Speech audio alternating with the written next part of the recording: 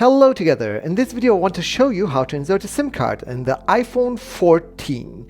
But before we start inserting the SIM card, let's take a look at the SIM card. What you can see here is a so-called Nano SIM card, and it's the smallest SIM card that you can buy at this moment. And this SIM card is the only SIM card that fits in your iPhone 14. If you are in the US or Canada, then you have only eSIMs or electronic SIMs, so you don't need this physical SIM cards. But in all other regions, you need this SIM card. If you don't have a Nano SIM card, it isn't a big problem. Just call your provider and they will send you a new one. And the second thing is we must look where we must put in the SIM card.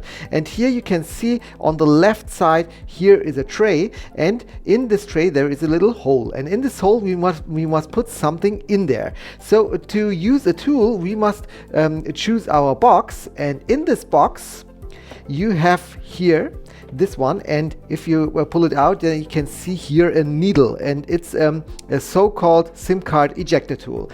This needle fits perfectly in this little hole, but if you don't find your box, it isn't a big problem. You can also use the good old paperclip, and I have here a little paperclip, and I will just use this one. So I'll just press it here and then it will open. So very easy.